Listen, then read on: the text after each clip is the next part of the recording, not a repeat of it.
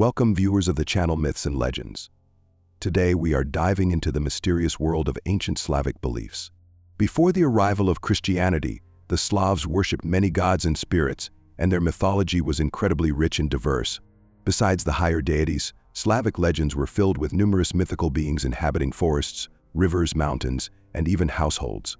These beings accompanied people everywhere, acting as both kind protectors and ominous spirits capable of harm. Some of these creatures were considered benevolent, helping people in their daily lives, guarding homes, and protecting crops.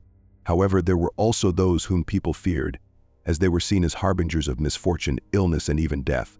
These creatures embodying dark forces played a significant role in the worldview of the ancient Slavs, and they were considered so dangerous that people sought protection from them through special rituals and magical means. Today we will take an in-depth look at one of the scariest creations in Slavic mythology, the Vurdalak. This mythical character held a special place in the consciousness of ancient Rus, evoking panic and fear. The Vurdalak was something between a vampire and a zombie, feared everywhere, especially in the central and western parts of the Slavic world. In the view of ancient Slavs, a Vurdalak was a reanimated corpse that rose from the grave to hunt the living. He could appear at night, particularly during a full moon, with the main goal of finding a victim whose blood he would drink to prolong his unholy existence. A person who fell victim to a Vurdalak was doomed. According to legend, their body also transformed into a corpse, becoming a Vurdalak, continuing the hunt for the living. It was especially terrifying that Vurdalaks could devastate entire villages. According to ancient legends, the appearance of a Vurdalak in a village would bring diseases, with villagers dying one by one, attributed to these grim beings. People tried to protect their homes with various charms, herbs, crosses, and sometimes drastic measures, such as burning the suspected Vurdalak's body. It was believed that sinners, suicides, or people who had died violently would turn into Vurdalaks. According to one legend, if a person was cruel or evil in life, their grave would not allow their soul to rest, and they would return to this world as a Vurdalak. Even in appearance, Vurdalaks inspired terror. They were depicted as pale, with burning eyes and fangs reminiscent of vampires, with hands resembling claws.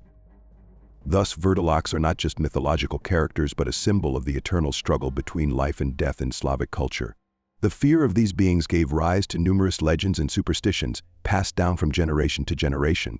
Even after the arrival of Christianity, the fear of Vurdalaks lingered in folk beliefs for a long time. Today we will delve into the myths about Vurdalaks and discover how the ancient Slavs tried to resist these monsters. These creatures posed the greatest threat to people because their primary victims were close family members or friends. Vurdalaks hunted those they were most familiar with during their lifetime. When a Vurdalak bites a person, that person does not turn into a bloodsucker immediately. The transformation takes time from a few hours to several days, and it depends on the infected individual's willpower. The bite itself is just the beginning. For a complete transformation, the Vurdalak must first dominate the victim's mind, depriving them of the ability to resist. Only after the infected loses control over their consciousness do the visible physical changes begin.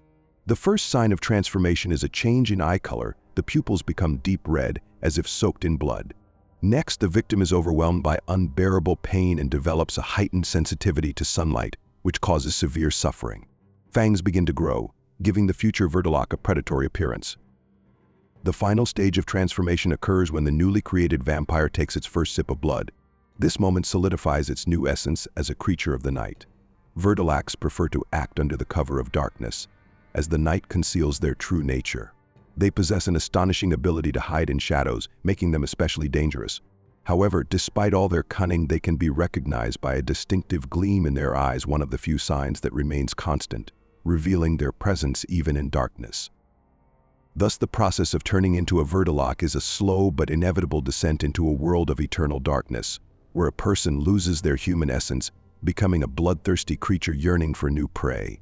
Vurdalaks possess enormous physical strength, and fighting them is extremely challenging. People with weak minds and spirits find it especially hard to resist these creatures, as Vurdalaks often use hypnosis to subdue their victims. Their hypnotic abilities make their hunt even more successful, allowing them to manipulate the minds of their targets easily. Despite all their power, the main enemy of the Vurdalaks has always been humans. For centuries, a struggle has raged between humans and these bloodthirsty creatures. Over time, many hunters have emerged, dedicating their lives to eradicating Vurdalaks and clearing out their lairs. These brave souls used various methods and weapons to defeat the cunning creatures. In the fight against bloodsuckers, people resorted to using simple yet surprisingly effective means. One of the most famous protective items was garlic, whose smell Vurdalaks could not tolerate. Wooden stakes, especially made from aspen, were also used. These not only injured but could destroy the bloodsucker if driven straight through the heart. Other proven methods included beheading or cutting out the heart. These techniques would finally strip the Vurdalaks of their unholy power. Fire was also considered a deadly threat to these creatures, and their bodies were often burned to eliminate the risk of their return for good.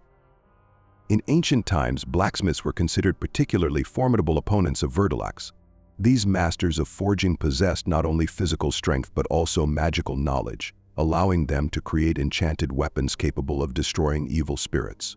Blacksmiths used their craft to forge swords and spears that could deliver fatal wounds, even to the strongest representatives of the dark forces. Thus, despite the terrifying power of Vurdalaks, people found ways to fight them, using both physical weapons and magical artifacts. This age-old conflict remains part of folklore, symbolizing the eternal struggle between good and evil. In Slavic mythology, the Igosha represents a reanimated stillborn child, who, upon returning to life, becomes a demonic being. In later versions of the myths, it is believed that the Igosha is a child who died without baptism, sealing its fate as an evil spirit. This child, born dead but not sent to the afterlife, begins to exist as a bodiless spirit, initially engaging only in minor mischief. However, over time, its essence grows darker, transforming it into a fully realized demon that brings harm to humans. Visually, the Igosha is described as a grotesque creature resembling a small child but with demonic features. It has wings, sometimes fused with its arms, sharp fangs, and a disfigured body. Its appearance is terrifying, but it is its essence that is truly frightening. By day, the Igosha is almost harmless, as its vision is significantly weakened in sunlight. It prefers to hide in the dark, becoming especially dangerous at night. During this time, it can move silently and attack those who are unable to resist. Although the Igosha lacks unique supernatural abilities, its defining feature is the incredible speed with which it moves in darkness. This makes it very difficult to detect and nearly impossible to capture when it decides to attack. While Vurdalaks, vampires, and other dark beings possess various magical abilities, the Igosha relies on its swiftness and cunning. Those who are weak in spirit or body are especially vulnerable to it, as the Igosha chooses victims who cannot resist. This creature symbolizes the fear of what has not been properly buried or purified, reminding people of the importance of observing rituals and guarding against evil forces. The primary targets of the Igosha's malice and hatred are pregnant women. Mentions of this creature in Slavic folklore are rare, and even fewer precise descriptions have survived. However, in all versions, the Igosha is depicted as a dead child who has not found peace. In ancient Slavic mythology, there is also mention of another evil spirit called Zliden. This spirit, originating from the world of Navi, embodies forces that bring misfortune and suffering. Zlyden, being a creature from the otherworldly realm of Navi, is invisible to the eyes of those living in the world of Yavi. By nature, it is a malevolent being that feeds on a person's positive emotions and fortune. Its presence in a person's life or home brings only misfortune, poverty, and sorrow. When Zlyden leaves its own world, it seeks a victim among people to cling to, quite literally climbing onto their shoulders and causing them to suffer from hardship. However, in addition to attaching itself to a person, Zlyden can also settle in homes where happiness and prosperity prevail. In such cases, its influence is especially destructive.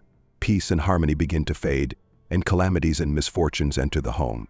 This spirit embodies the fear of losing good fortune and a happy life, symbolizing the chaos that can invade a place of prosperity. In Slavic tradition, misfortune and poverty were often associated with the presence of an evil spirit known as Zlyden. This impure spirit had abilities similar to other representatives of dark forces. One of its traits was invisibility. It could remain undetected by human eyes unless it chose to reveal itself. Zlydens would bring calamities upon people, cast poverty upon them, and orchestrate various troubles, disrupting the harmony within the home. Apart from being invisible, Zlydens could take on different forms, including those of humans or animals. This allowed them to move freely and enter homes without arousing suspicion. However, not all hope was lost, for people had a protector, the domovoi. In Slavic mythology, the domovoi is a spirit that safeguards the home and its inhabitants. He was stronger than Zlyden and could counter its evil deeds. Nevertheless, if the domovoi weakened or could not fully perform his duties, Zlyden could slip into the home and stay there for a long time. Fighting this spirit was a difficult task, and people tried to prevent its entry from the outset. Precautionary measures included placing protective symbols on doorways, symbols of the sun and thunder, which repelled the evil force and prevented it from entering the dwelling. Besides Zlyden's, Slavic mythology in the Christian era also featured another malevolent being, the court. He was described as a small, horned demon who harmed people in various ways, bringing chaos and trouble. Though the court does not inflict serious physical harm, his main goal is to tempt people to gain their immortal souls. This image is well known thanks to many legends, tales, and modern films. In folklore, he is depicted as a short creature covered in thick fur, with a tail and horns. One of the court's key abilities is the use of magic, through which he tempts people and makes pacts with them. The court can change his size, becoming tiny and even sitting on a person's shoulder, whispering deceitful promises. He can also fly, which adds to his mobility. Typically, this creature hides in the shadows, avoiding attention, but sometimes the court chooses to reveal himself. He does this so that a person will believe in his power and, tempted by false promises, surrender their soul to him.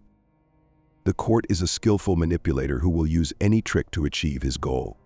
If necessary, he may even grant one of a person's wishes, but always with the intent of gaining something for himself. Capturing the court and forcing him to act against his own will is extremely challenging but possible.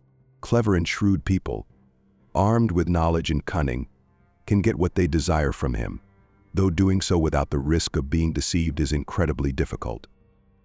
According to Russian beliefs, if a court sits on your shoulder, to get rid of him, you need to spit 3 times over your left shoulder and knock on wood, saying, "Be gone, unclean spirit." In ancient times, if a person could not handle this evil spirit alone, they would turn to Volkvi's wise men and sorcerers knowledgeable in the art of expelling evil spirits. In Slavic mythology, demons BC are beings from the otherworldly realm sent by V to possess a person's body and make them commit wicked deeds. These beings appear not only in folk tales but also in literature, becoming characters that symbolize evil and destruction. A demon is an evil spirit aimed at causing harm to a person and depriving them of well-being. In Slavic lore, demons are often associated with courts, as their images are quite similar. The main difference between demons and courts is that demons are incorporeal spirits without a physical body in the human world, and to manifest their power, they need to possess a human body. Courts, however, have flesh, allowing them to act in the material world without the need to take over a person. In the other world where demons return, they, like courts, have solid bodies covered in fur with horns on their heads, emphasizing their demonic nature. Thus, demons and courts represent different aspects of the same unclean force, acting in different forms and conditions, each in their own way posing a threat to the human world. In the other world, demons occupy the lowest rung of the hierarchy and have no authority. Because of this, they strive to penetrate the earthly realm, where they can gain at least some power and influence. To carry out their dark plans, demons need a human body. People with a weakened spirit are especially vulnerable to these beings, as it is much harder for them to resist their influence. Sometimes, a person may summon a demon voluntarily, opening access to their body, but more often, this occurs through committing evil deeds. Demons feed on negative energy and use every opportunity to enter human flesh. Once they possess a body, the demon completely suppresses the person's will, turning them into a puppet. In this state, the person becomes susceptible to committing acts that corrupt their soul. The primary goal of demons is to tempt a person into sin and send their soul to hell. In Slavic mythology, there is also a creature known as the Anchutka. Essentially, an Anchutka is the same as a chort or demon, only much smaller in size. Anchutkas are divided into 2 types: field Anchutkas, who live in open spaces, and bathhouse Anchutkas, who reside in bathhouses. These small demons, though they lack significant power, can cause a lot of trouble for people, especially if they manage to settle in a home or other place of human habitation. Like many other Slavic evil spirits, Anchutkas have the ability to respond to their name, which makes them especially dangerous for those who know their true name. Bathhouse Anchutkas can be either hairy or bald creatures, depending on their appearance. The main goal of any evil spirit is to frighten people, and in this regard, Anchutkas are no less frightening than other sinister beings. One of their main abilities is the power to easily change their appearance to instill fear. They can create terrifying sounds, move objects, and even disorient a person, confusing them with illusions and mind tricks. Field Anchutkas, unlike their more aggressive counterparts, are small and relatively peaceful in nature. They resemble plant sprouts and are often associated with agriculture. Depending on where they live, they may be called by various names: potato spirits, hemp spirits, flax spirits, oat spirits, wheat spirits, and others, indicating their connection to different crops. Additionally, according to legends, Anchutkas can inhabit not only fields and bathhouses but also bodies of water. These water or marsh Anchutkas are particularly fierce and malevolent. It was believed that if a swimmer experienced a cramp while swimming, it was a sign that a water demon, one of these evil spirits, was trying to drag them to the depths. These beings are especially dangerous and unpredictable, as their connection with water makes them elusive and difficult for humans to spot. According to Slavic legends, Anchutkas fear iron and salt. To banish such a creature, Slavs often use salt, scattering it in areas where the evil spirit resided. It is believed that an Anchutka cannot move across paths lined with salt. Another effective method of banishment was to burn the place where the evil spirit had settled, whether it was a structure or a plot of land, ensuring the Anchutka would not return. Another sinister creature in Slavic mythology were the Boginki evil spirits in the form of old women. They appear in Polish and Romanian legends, where their image evokes fear and dread. Boginki were hideous old hags with crooked legs, black teeth, and enormous heads. Their breasts were so long they could wrap them around themselves, making them even more terrifying. Sometimes, Boginki were compared to witches due to their shape-shifting abilities. They could take the form of cats, dogs, and other small animals. The primary habitats of Boginki were bodies of water in isolated areas. They could be found in deep ravines by ponds or in swamps, places rarely visited by people. Unlike other mythical beings, Boginki preferred solitude and chose the most remote places for their dark deeds. Interestingly, in folklore, they were associated with women who died in childbirth, leading to their reputation for kidnapping children. It was believed that Boginki could steal a baby and leave their own deformed child, a sort of changeling, in its place. In addition to kidnapping children, Boginki actively harmed people. Legends say that these malicious spirits could force a person to dance to death, kill livestock, or even steal a horse. Their evil deeds extended to various aspects of life, making them especially dangerous for villagers who depended on their livestock and children. Thank you for watching our video. We hope you enjoyed learning about ancient creatures in Slavic mythology. Subscribe to our channel, and don't forget to like the video to keep up with new episodes about mystical creatures and ancient legends. See you next time on Myths and Legends.